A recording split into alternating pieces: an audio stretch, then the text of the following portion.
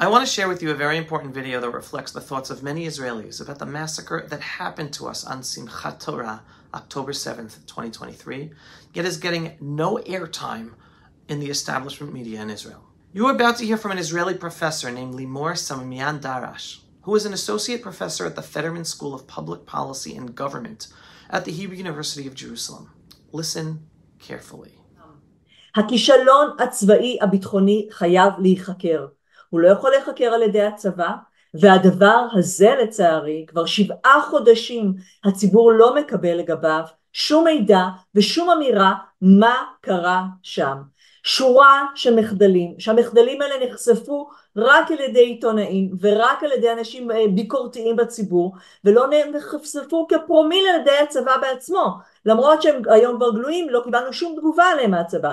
איך 8200 הפסיקו להאזין לחמאס, איך הם אספו את הנשק מכיתות הכוננות, איך לקחו ציוד האזנה לאותו רפאל חיון, איך קצינה מ8200 התריעה, ואיך נגדת אחרת התריעה, ואיך הצבא גילה את חומת יריחו ולא עשה כלום, ומה התצפיתניות אמרו לאורך זמן, ומה הם אמרו בלילה שלפני, ומה הם אמרו בבוקר ולא הקשיבו להם, ואיך היה את אותה שיחת לילה ושני טלפונים בלילה והם חזרו לישון, וכל הדברים, וכוננות עם שחר שלא הייתה לחיילים. אבל לימור, הם התריעו מהרפורמה המשפטית, אני לא מבין על מה את מתלוננת. ושמענו אצל נווה דרומי עוד דבר מזעזע שלא קיבלנו עליו תגובה, שהשב"כ נתן הוראה לא לצאת לאנשי השב"כ ב7 באוקטובר. האם זה נכון או לא נכון? אמר אדם שהוא אח של איש שב"כ שנהרג ואמר יצא למרות שהוא קיבל הוראה לא לצאת.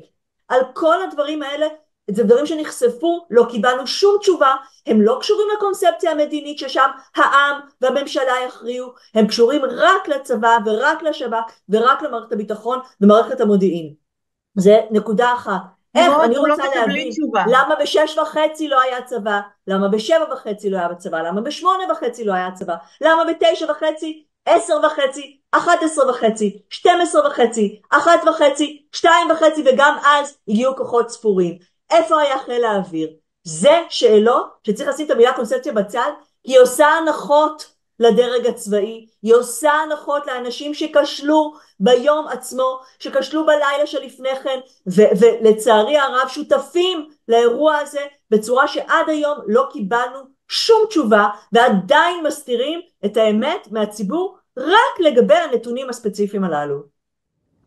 Now, for those of you who have been following me for a while, you might remember that on the night of October 7th, after I was called up for IDF service, in my first video telling you all about the massacre and the infiltration, I was already saying how things did not make sense.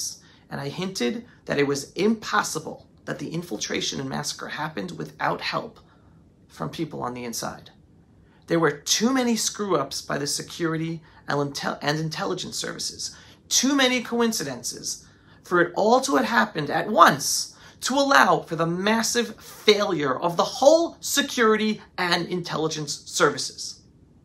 And Professor Samimian-Darash raised some really important questions that have yet to receive any attention in the public discourse in Israel since. All these issues have conveniently been ignored, and one doesn't need a thorough investigation to find out the answers. Why did the senior command of the IDF ignore all the warnings from the IDF spotters about Hamas military escalation before October 7th? And why did some officers even threaten the spotters to stop escalating the warnings to the higher command? That's insane. Why did the senior command not escalate all the intelligence warnings to the Prime Minister and the government the night before or the morning of October 7th? Why is the senior command of the IDF running a PR campaign trying to blame Prime Minister Netanyahu, running to the media, showing letters about how the judicial reform was endangering the army at the time, saying that those were their warnings to Netanyahu about the Gaza problem? Yet at the same time, October 7th exposed them as being totally unprepared for the attack that they say they were warning him about, but yet weren't prepared for? All while at the same time, the senior IDF command is responsible for advising Netanyahu and his government, just days before the October 7th attack, that Israel should allow in tens of thousands of more Arab Muslim workers from Gaza. Does that sound like a senior command that was fearful of a potential attack from Gaza any day? Professor Limor Samimian-Darash raises critical questions that the senior command of the IDF and the intelligence agencies have continuously avoided answering, and they're still in their positions. The Israeli people deserve answers from the IDF and the security establishment, and why they hid all the imminent warnings of an attack from the Prime Minister and the government. All this while the defense establishment is right now secretly allowing Arab Muslims from Judea and Samaria back into work in Jewish communities, despite them being just as dangerous to Jewish citizens as their Gazan brothers and sisters. And this actually going against the government decision to not allow these Arab Muslims from Judea and Samaria into Jewish communities to work because of the danger they pose. So all of these unanswered questions and policy decisions by the senior command draw a picture of a de facto military takeover of policy in Israel and over the Israeli government's security policy. Israelis just want to know the truth and know if they can trust the senior IDF command.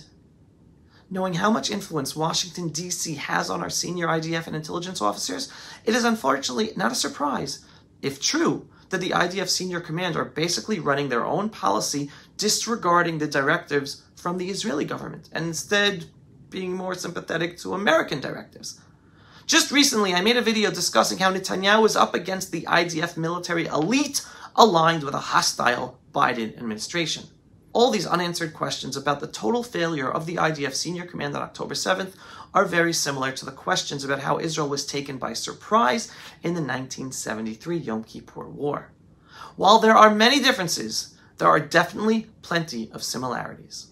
And as I spoke months ago about how the Yom Kippur War was basically part of a U.S. policy to have Israel bleed in order for the U.S., Nixon, Kissinger, to force a diplomatic solution upon Israel as per Nixon and Kissinger's foreign policy. There are definite hints that maybe that is exactly what October 7th was supposed to be about as well. Certain high-placed senior officers in the IDF and Israeli intelligence in cahoots with the Biden administration to have Israel bleed in order for the Biden administration to then force upon Israel a diplomatic two-state solution. I have no information to prove that theory, but it is definitely plausible. And if that was the plan, the only reason it didn't succeed is because Hamas did much more than what the US and Israeli intelligence thought they would do. Because Hamas's battle plan, that Israeli intelligence had a copy of, called the Wall of Jericho, only had Hamas infiltrating 2 Israeli communities and taking captives from those 2 communities, not a massive infiltration that actually took place. Again, I have no clue if October 7th is a repeat of the Yom Kippur War backstabbing by the United States administration.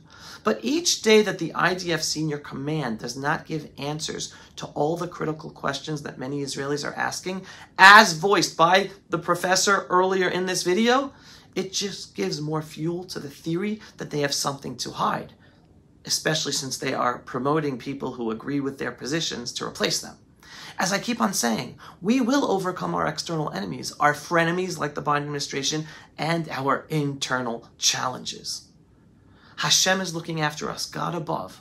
Strengthen your faith in Him, in the One above. He is in charge. And remember, our future is bright and it depends on us, the people, together with our belief in the One above. So pray, pray, pray.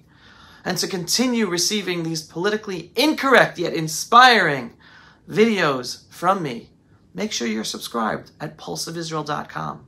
And to support the work we do and to ensure that our videos get seen by more people, click on the donate button every once in a while at pulseofisrael.com. Am Yisrael Chai, people. Am Yisrael Chai. Do not get depressed about this. We will overcome. This is a wake-up process. And part of my work is bringing the information out there to help make more people wake up so that we can bring that wake-up process quicker to bring about the changes we need in order not just for us to defend ourselves here, the Jewish people in the land of Israel, but for the whole freedom-loving world. Pulse of Israel, frontline videos from the Holy Land. Support our work by donating today.